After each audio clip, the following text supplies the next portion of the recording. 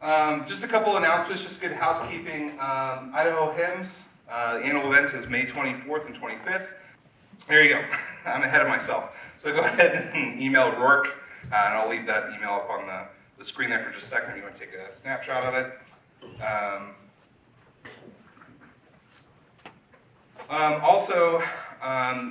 Scan this QR code. This is for future events that we're looking at doing.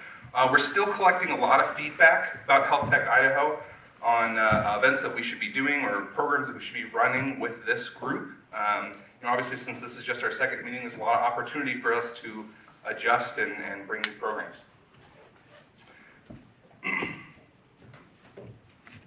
The next event is April 12th. This is going to be down at Boise State. Last time I talked about us a little bit. Vinyl's a software development shop here in town. My name is Dick Krabs. I am one of the partners at Vinyl, and we were excited to sponsor the lunch today. So we work with a lot of companies, big and small, helping them to deliver great software products. And oftentimes it's in healthcare. And today we're going to hear from iCare after we listen to our special guests, which I'm really excited to intro. I've known Reed for a few years now. We've sat on a few different boards. So Reed is the VP and Chief Information Officer at St. Luke's Health System. St. Luke's is the only Idaho-based not-for-profit health system with 9 hospitals and 200 clients servicing, 200 plus clinics servicing the needs of communities across Southwest Idaho. He has over 20 years of experience in the technology space, including serving as St. Luke's Chief Information Security Officer prior to his current role, and the 9 years leading HP's global corporate IT security incident response program. He has a Bachelor's of Management Information Systems from the University of Idaho and an MBA, Technology Management from the University of Phoenix. He is a healthcare information security and private practitioner and a College of Healthcare Information Management executive, certified healthcare CIO. So welcome, Reed. And Molly gets to get up here and have a nice chat with Reed. So Molly Zimmer leads the Innovation Center of Excellence at St. Luke's Health System in Boise. She is an experienced presenter, facilitator, design thinker, and passionate proponent of the yes and mindset that allows big ideas to thrive and evolve. Her current role, she works to evangelize the practice and culture of innovation within the health system. Her desire is to harness the brilliance of all levels of the workforce, give employees throughout the system tools and opportunities to innovate, and share the magic of de-risking potential solutions through recognizing testing and critical assumptions. So, really excited to hear from Molly and Reed. Okay, there we go, hot mic. All right, hi, Molly Zimmer, and this is Reed Steffen, as you just heard, and Reed's my boss. So this is delightful for me. What's that? Colleague, okay, well, but it's fun. This is kind of fun because I'm gonna ask you questions. You have no idea what's coming at you, and it could be really crazy. so a normal Wednesday. Just like normal, it's like our one-on-ones, basically. What? Okay. All right, so I'm really curious right now, what kind of trends you are seeing in the healthcare industry, and since you're a Chief Information Officer, as it relates to technology in particular. Yeah. Well, first, let me just preemptively, as your boss, take a moment and say, this is so great. What you and Jason and Molly and Rourke and Nick and whoever else Lexi, Molly, whoever else I'm forgetting. All the people. This is an incredible community benefit that you've created, and I think it's really filling the void. So kudos, and it's great to see this turnout. So, I guess I hesitate to answer this because I don't want to come across like it's sage wisdom or I've got this crystal ball. The reality is I don't quite know what the trends are. I can tell you the things that I'm seeing. I can tell you things that are on top of my mind. But you could have another CIO next to me, and they might have a completely different perspective, and we could both be right. And I think that's the fun element of the work that we do. So I'm hyper-focused on productivity. So the trend that I see is we have a major productivity challenge in healthcare today. We've masked that for a long time by simply adding labor to compensate for that productivity inefficiency. And that strategy has come to a screeching halt in the last year. The cost is prohibitive, the talent pipeline has shrunk, especially around nurses, and it's just not a viable path going forward. So when I think about trends and technology, innovation, things that help to improve productivity for our staff, like that's top of mind for me. And that's a lot of my comments today are going to kind of gear towards, as innovators, think about ways that you can help address those productivity challenges, which is going to require you first and foremost to understand what are those challenges. So lead with inquiry before answers, and try to understand what's kind of led to this productivity gap in healthcare today. It didn't happen overnight. It's not going to be solved overnight. But it is going to require different thinking. It's going to require healthcare to be more open to external thoughts and ideas and innovation experts outside of healthcare to help us really come around to this. So can you get a little more specific with what are some of the types of technology that you're seeing might fill that void? Well, I'm going to start from like basic to maybe more kind of, I don't know, cutting edge is the right word. So here's basic. When I came to St. Luke's 12 years ago, 90% of our staff are doing paper time cards, right? Not very productive, not very efficient. We had a whole team of people who then had, every 2 weeks, had to manually process these time cards. And so you could say, and so we moved to an electronic-based time card. That was innovative. That was like technology for us that was a game changer. And you could argue that like, that's not super innovative. Like a lot of companies have had electronic time cards for a long time, like well before 12 years ago. I'd come from HP, had been on time cards since I think like the early 90s, so this wasn't like this revolutionary thing, but it was for us. And I share that because like innovation, technology, it's incredibly relative. And so you need to meet people where they're at. You need to not get consumed or get distracted by, well, it's not very sophisticated, or this isn't very flashy, this isn't going to be on the cover of a magazine, or it's not going to be highlighted in a blog post somewhere. It doesn't matter. And so there's simple things we have today that we need to evolve as a system. So our call center is one. Our call center today is highly manual in the work that they do. And so we have a chance to bring in call center software to be able to make that customer experience even better. Simple things like when you call the call center, not wait on hold, but put your number in, we call you back. Or IVR to direct you where you need to go. So that's on the basic end.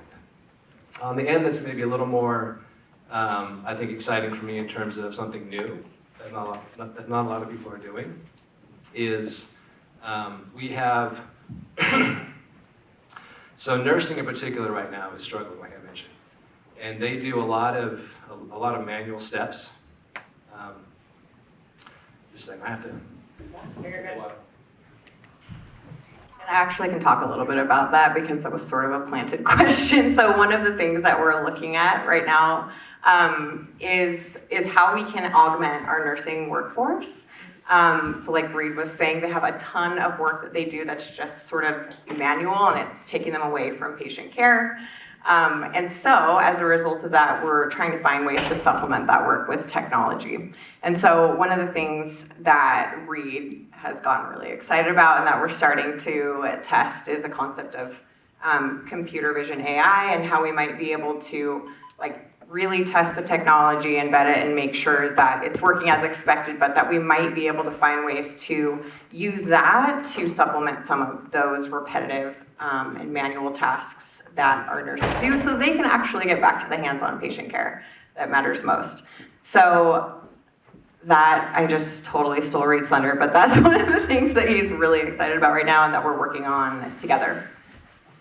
I'm gonna ask one more question and then are you okay taking some questions? Yes. Okay. Your whole artist answer. Well, it probably wasn't as good as you would have done. I just basic overview of a possibility of augmenting our nursing staff. Yeah. Yeah, so like site-based artificial intelligence, did you kind of go into that? Not really. Not really? So just quickly, because I think it's really fascinating, and I think this decade is going to be shaped by artificial intelligence. I think that's the application that really is going to move the needle in healthcare, and this is one I'm just really excited about. All right, so last question.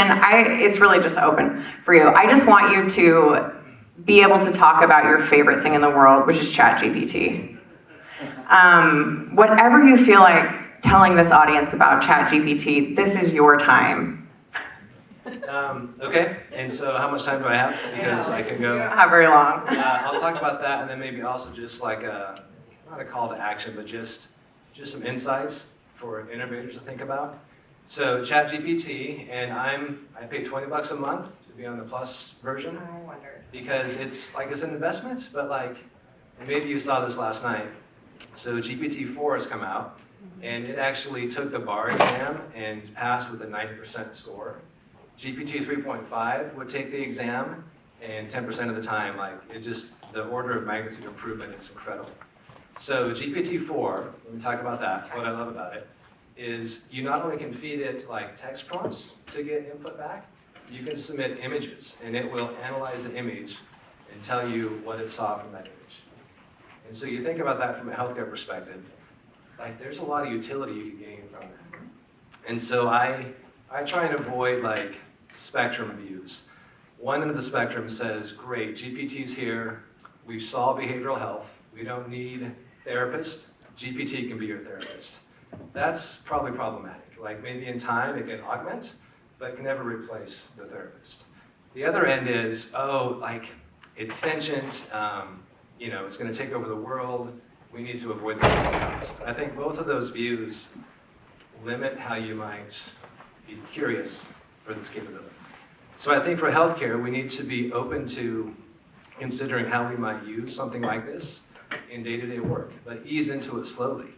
I think we have to consider privacy concerns, cybersecurity needs, just general public perception about something like this. But I'm really bullish on this as what the iPhone did for smartphones.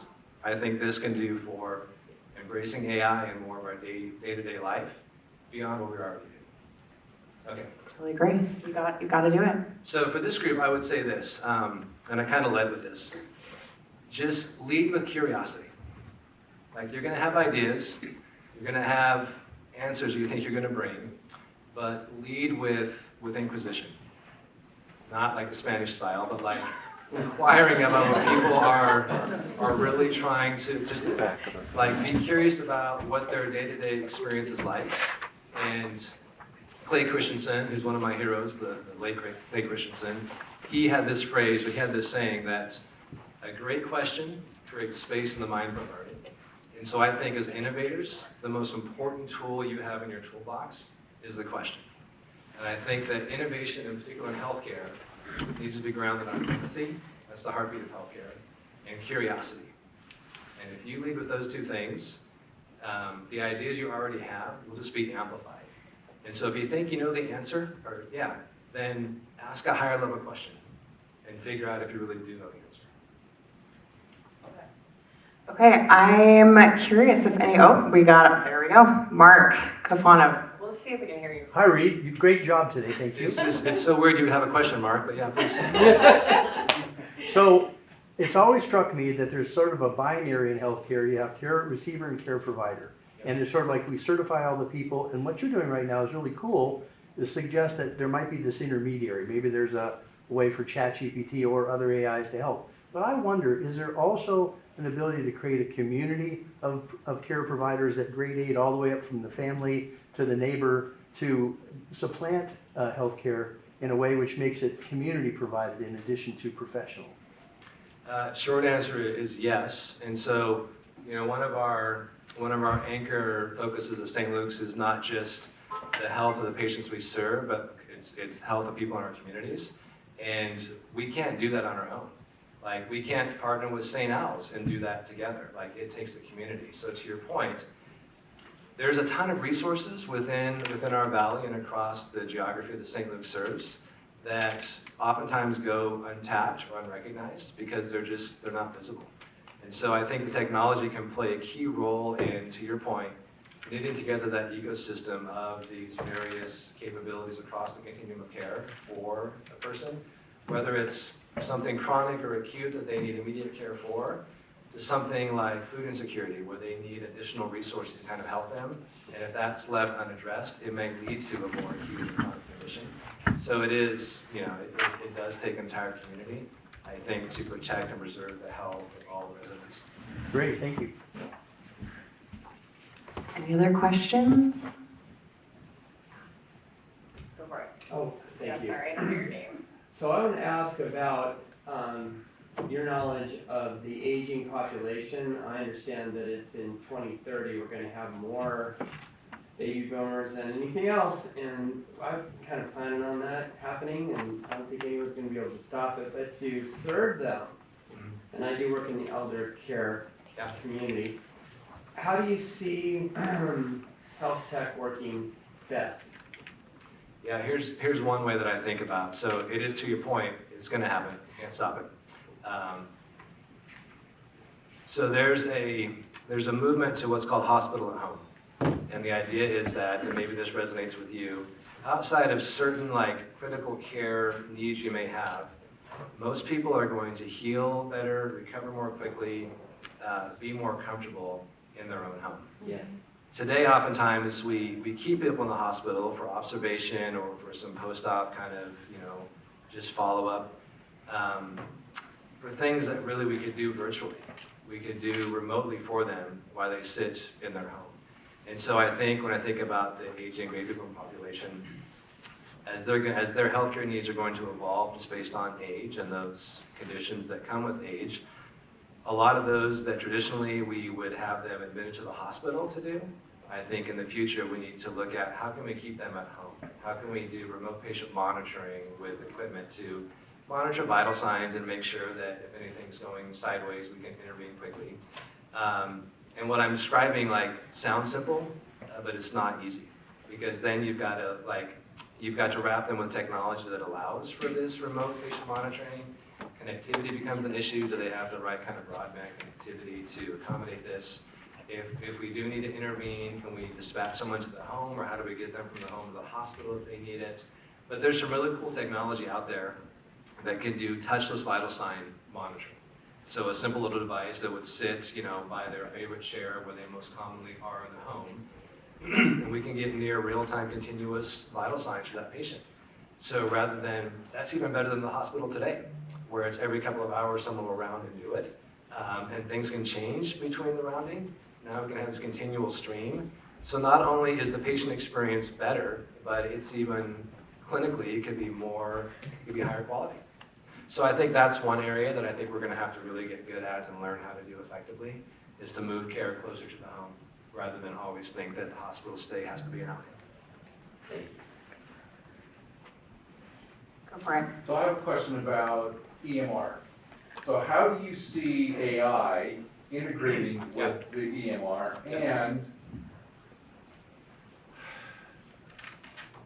is this the time that it's to steal the line that's most right for disruption in this area? Because is Epic going to do that, or are they going to embrace it, or is it going to take an Amazon or somebody like that to come in and really change that? Yeah, I think it's a great question.